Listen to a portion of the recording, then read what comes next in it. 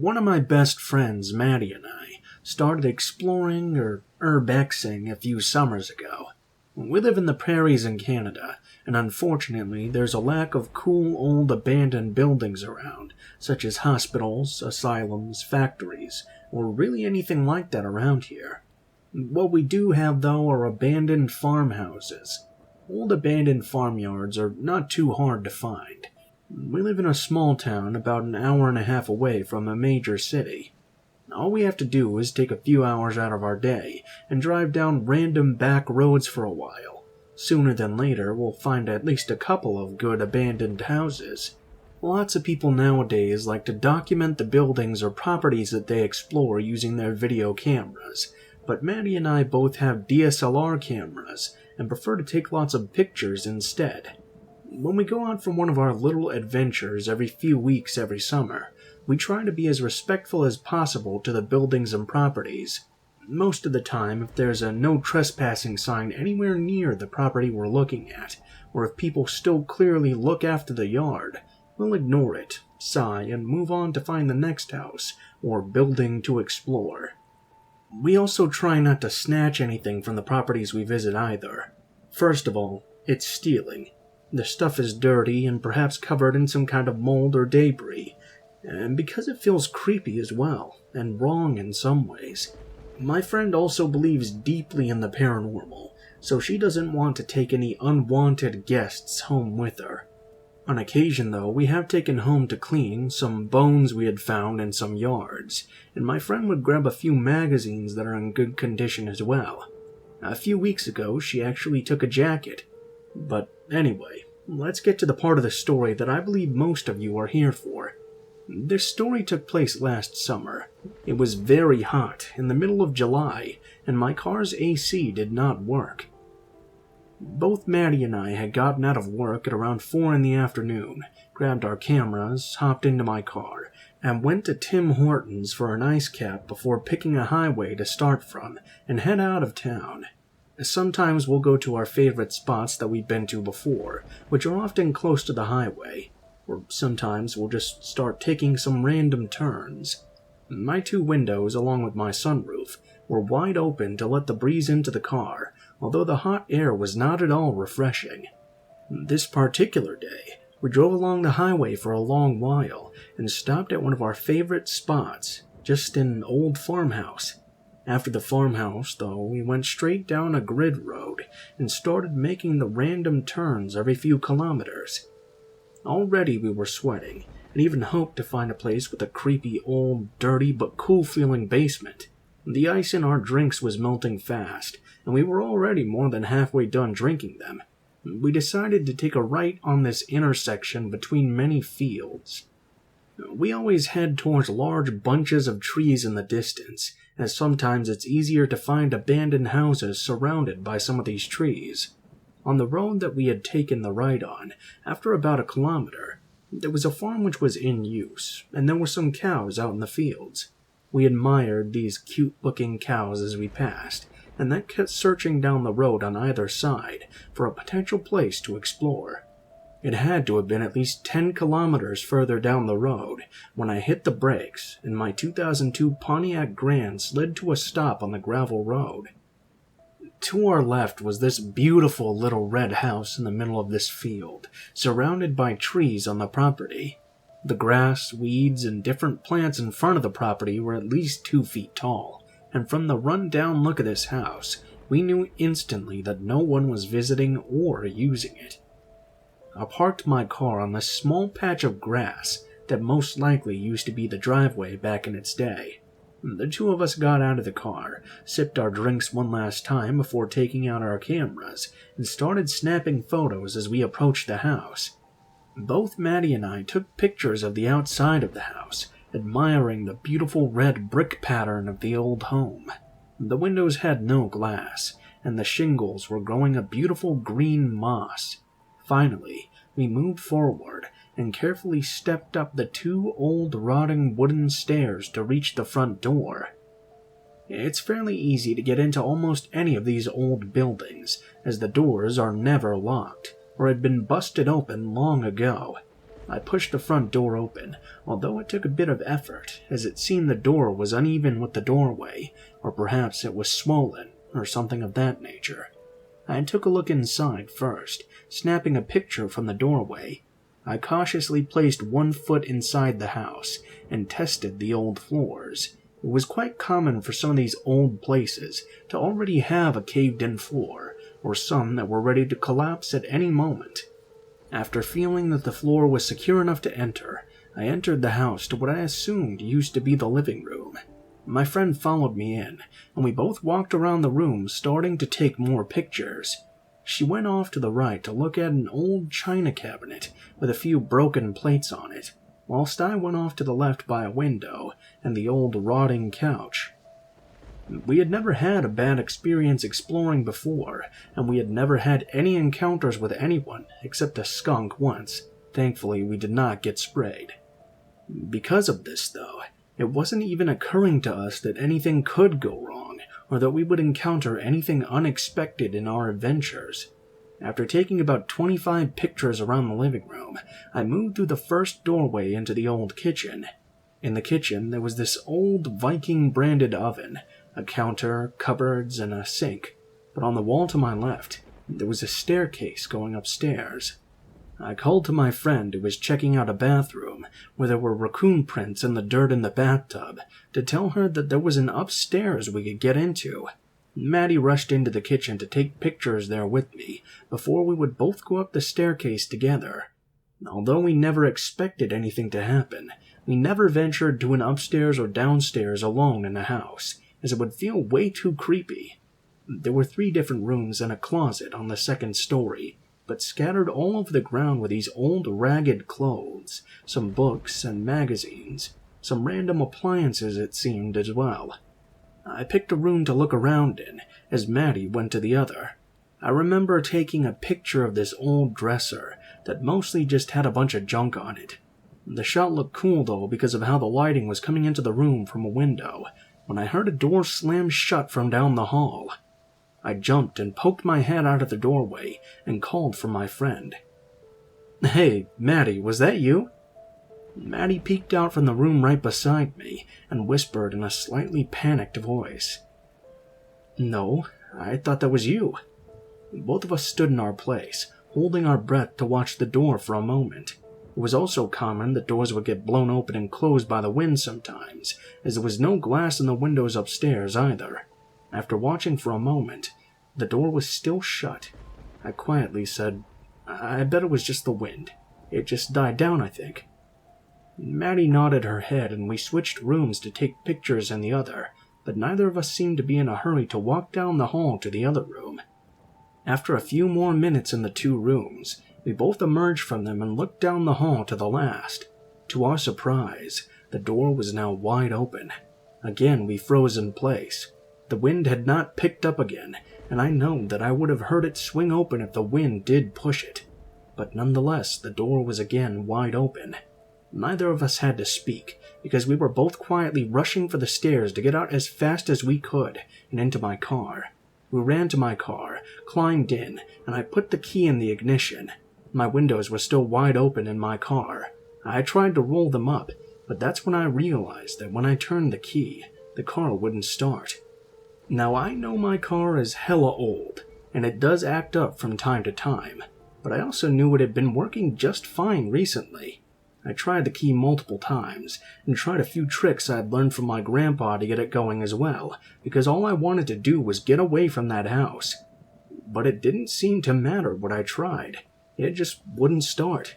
Maddie took her phone out to text her mom, or someone to come help us. Unfortunately, when you're in the middle of nowhere, sometimes you end up in an area out of service. I checked my phone as well, and it seemed I had no bars. Nothing would send. I couldn't access the internet, Google Maps, or call anyone. Up to this point, I had been too scared to leave the vehicle, while hoping I could still get it going. But finally, I had to exit the vehicle and pop my hood, wanting to see if the cables on the battery had come off or something. Maddie got out of the vehicle too, and came to the front to take a look. We had been out for a while now, and it was starting to get late. I knew our parents would be worried and probably trying to get a hold of us. I looked down at the engine into the battery, and that's when I saw that the connectors had been cut, and the parts that should connect to the battery were missing as well. I mumbled to Maddie, "This isn't possible, we just got here fine," when suddenly a man came from the side of the house by a line of unkempt trees. Normally I would be happy to see an older man in this situation, as normally they know a lot about fixing cars, but this guy gave me bad vibes immediately. The man approaching us looked to be in his 50s or 60s. He had a beard, and seemed to be covered in dirt as well. I never got a good look at his face, because as he came closer to the two of us in my car, I grabbed Maddie's hand, and we started running after I noticed something large and sharp in his hand. Neither Maddie nor I were very athletic, and were terrible at running as well. Well, if our high school gym teacher could see us now.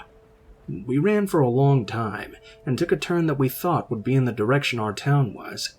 We finally stopped when we felt we had gotten far enough away, but kept off the side of the road, taking cover in some trees, both to hide and for shade.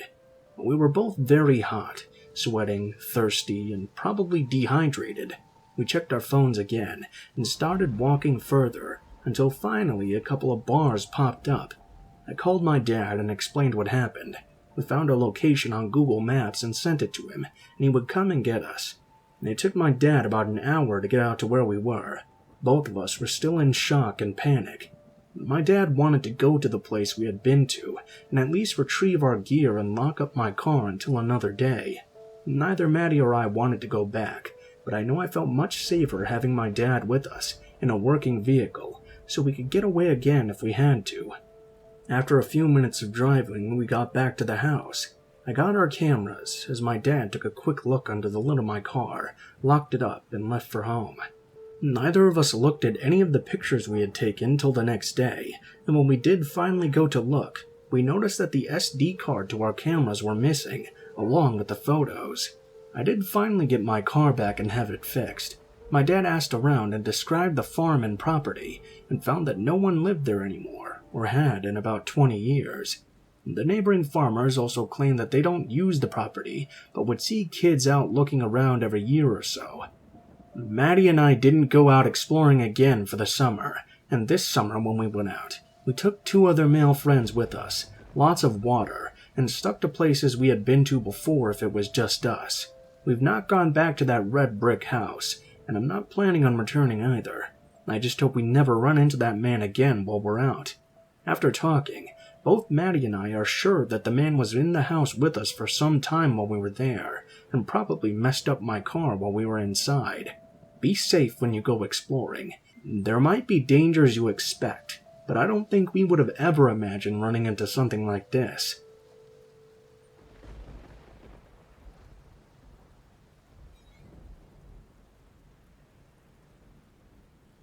I'm a 25-year-old male, and I've lived in the same city almost my entire life.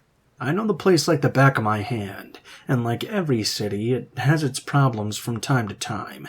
Nothing that's ever affected me personally, though. This story takes place in the fall of 2016, as it was getting closer to Halloween. Every year, a group of my friends would get together and go bar hopping. There were a good 10 of us going out on a Saturday evening this particular year. One of my best friends, who for the sake of the story I'll call Jeff, came over to my place around supper time to have some pizza and pre-drinks before we would go out to the first bar to meet up with the rest of our group.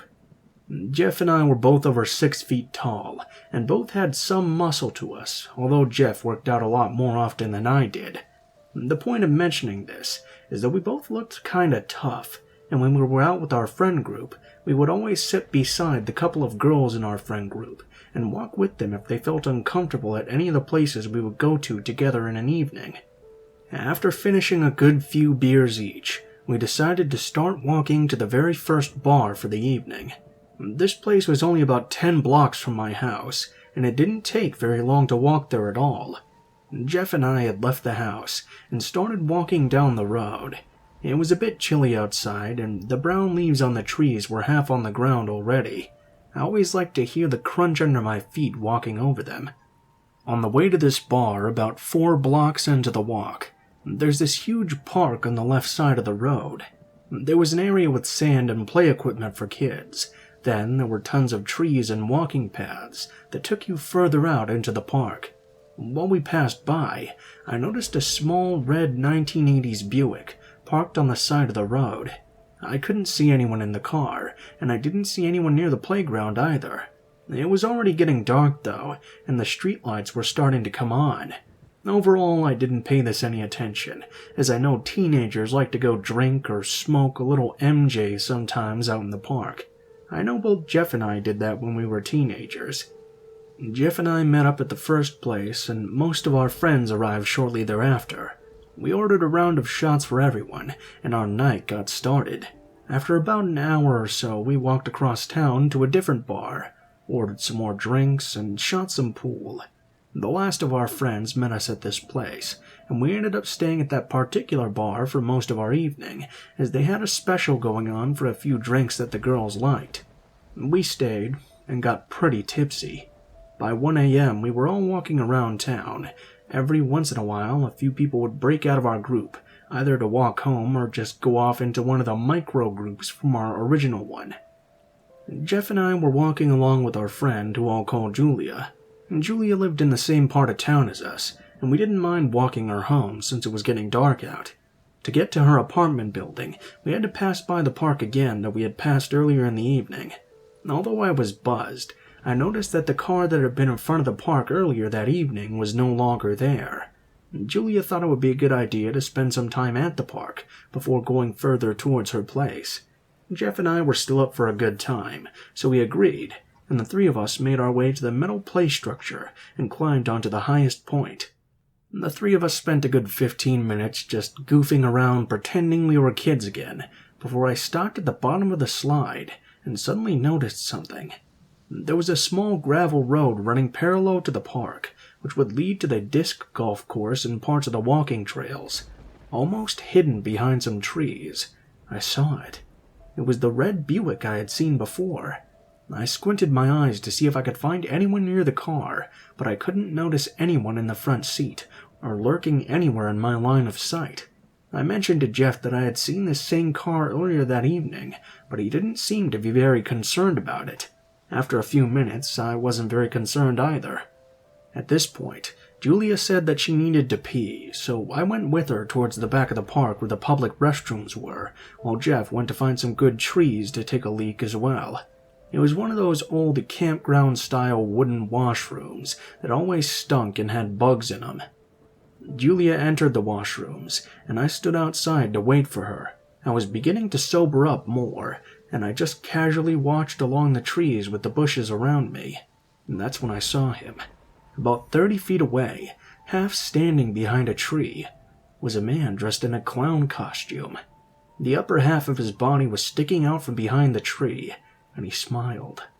The red and white face paint just made the smile look larger, and in the dark night, with only a few dim streetlights illuminating these parts of the park, he looked freaky as hell.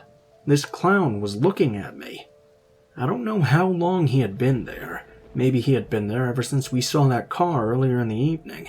It seemed like this clown soon noticed me looking back at him and started slowly walking towards me with both hands behind his back. I could see now that he was wearing a wig, and looked like, by the weird way he was walking, that he was wearing oversized but normal shoes. Honestly, I was getting freaked out, so I knocked on the door to the bathroom and whisper-yelled, "Julia, hurry up, we gotta go." Julia soon emerged from the bathroom and was about to ask me what was so urgent when this clown just started sprinting towards us. I'm not sure how he didn't trip with the shoes he had on. Julia almost screamed, and we ran in Jeff's direction, which was a bit closer to the street. Once we got to Jeff, who had been waiting for us and smoking a cigarette, I just pointed to the clown, and Julia kept sprinting towards the road. I watched Jeff. He looked at the clown and gave a small laugh. "Come on, that's just some creep playing a joke." But right after he had made the comment, before I could say anything, the clown, who was still approaching us, pulled a very large, sharp knife from behind his back. It was hard to tell as we were a few yards away from him, but I thought I saw blood, or perhaps a similar-looking substance to blood on that large sliver of the blade. Jeff and I ran towards Julia, and the three of us ran down the road heading towards her apartment. Once we got to Julia's place, we both went inside. I'm not sure if the clown had followed us that far, but we had definitely outrun him, as he didn't seem to be able to run very fast in those shoes. Jeff and I crashed at Julia's on the 2 couches because she was worried he had followed her or would come after her. The next morning, I was walking back to my place and decided to go past the park. As I got there, I could see a tow truck loading up the red Buick that was still parked by the trees. I decided to go talk to the towing employees and see what they knew about the car. Long story short, they said it had been parked there longer than the permitted time, and they couldn't locate the driver. The car was also missing its license plates, which I thought was odd. But the towing employees said they'd been finding more abandoned vehicles like this lately. I turned to leave and continue my walk home. I stopped at a garbage can to throw away my paper coffee cup I had bought from Julia's, and when I looked into the garbage can, I saw 2 large shoes sitting at the top.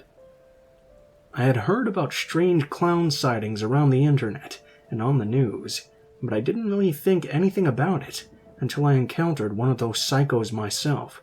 Clown in the park, I hope to never see you there again.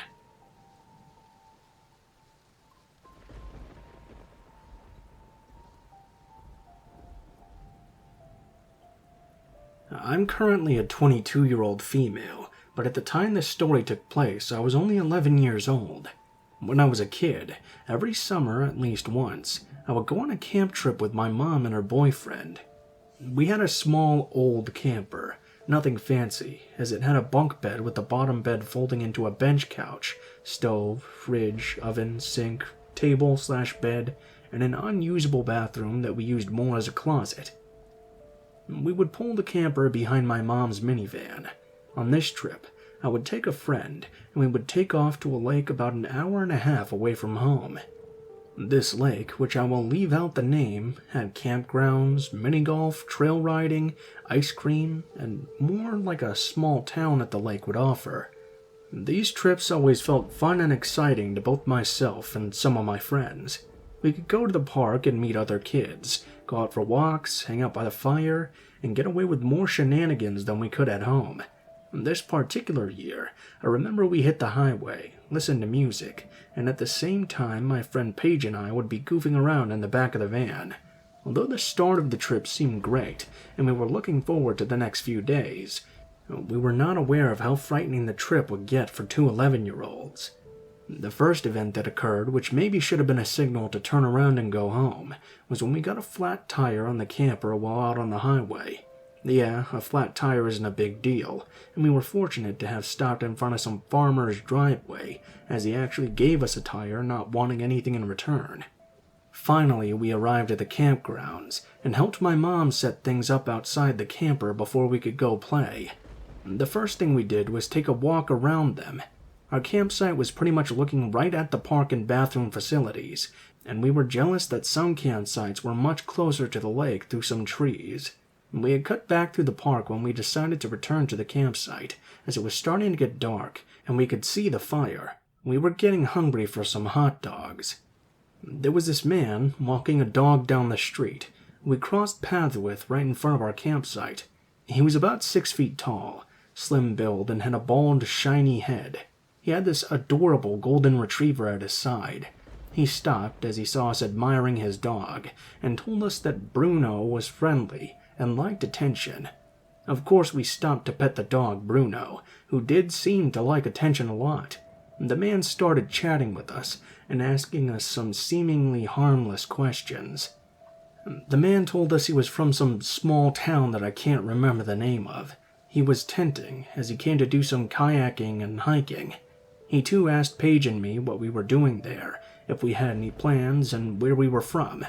Still giving his dog attention, we told him the town we were from, and explained that we planned on going to the water slides and to ride horses with my mom and her boyfriend. The man seemed interested, and mentioned that he goes to the water slides often as well, and could sometimes get some deals on the wristband passes to get in. My friend and I declined his offer as we said goodbye to him and Bruno. My mom's boyfriend gave the man a friendly wave as we entered our campsite, and the man walked away with the dog. We spent the first few days hanging around the campgrounds, just eating ice cream and playing with other kids. Our fourth day was the day we were planning on going water sliding, and the day after we would go trail riding. The weather was nice, and the mosquitoes were not at their worst, so the trip seemed to be going amazing. In the evening, Paige and I ate at our campsite, before going off in the dark to play with some other kids that we had gotten to know, and planned to play grounders after dark. My mom and her boyfriend decided to go for a walk, whilst the two of us went to the park. After playing for a good hour or so, we decided to head back to our campsite. My mom and her boyfriend weren't back yet, though. Paige and I sat around the fire when we saw the man we had met a few days prior come by our camp. He looked to be in some sort of panic, looking around the area and through some trees. Once the man saw us, he approached our campsite and asked if we had seen his dog, Bruno. He explained that Bruno had broken off the tether he had at his campsite and thought he might have come this general direction. Both Paige and I hadn't seen Bruno that evening and told the man we would look around and try to call him. Instead, the man suggested that we would come back to his campsite to give us some treats to give to Bruno if any of us found him. I wasn't sure about this man's offer, as my paranoid mother had always told me not to go off with strangers because you don't know what people are up to. Paige looked skeptical as well, but the man whistled and called out for his dog again, and the two of us got up to try and find a way to help the guy out. He thanked us profusely as the three of us walked out of the campsite, and the man led us toward the bathroom facilities and the trees and bushes behind. My campsite is just through these trees here. I have treats for Bruno, or maybe he's even returned already, the man told us. I didn't want to go any further. I had this feeling in my stomach that something wasn't right.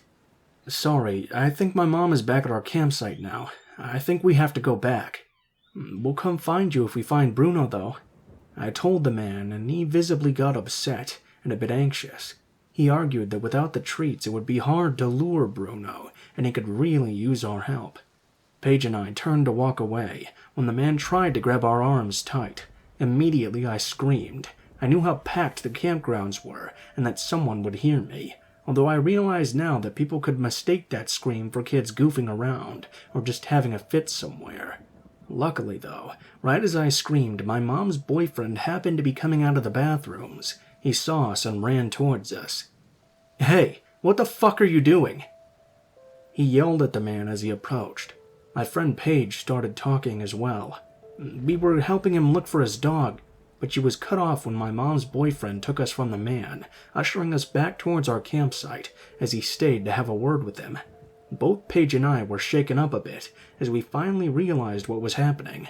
I would bet money now that that man wasn't really even staying in the campgrounds, as I don't remember seeing anyone tenting with a dog while we had walked past every campsite during our stay. I would also bet now that the dog he had with him wasn't even his dog. Once Paige and I had gotten back to the campsite, my mom was there. She was worried because she didn't know where we were and could see we were upset. After another 10 minutes, my mom's boyfriend came back, although he never said what happened with the man. And they kept a close eye on Paige and I for the rest of the trip. We had fun with the water slides, the horses, and doing other activities, but I remember for our last couple of nights camping, I had a really hard time falling asleep. I don't know what kind of plan that man had for us. I don't know whatever happened to him either, as my mom's boyfriend passed away a couple of years ago, and I had never gotten around to asking him. Be careful wherever you go. Keep an eye on your children, and let them know that not all strange bad guys look like strange bad guys.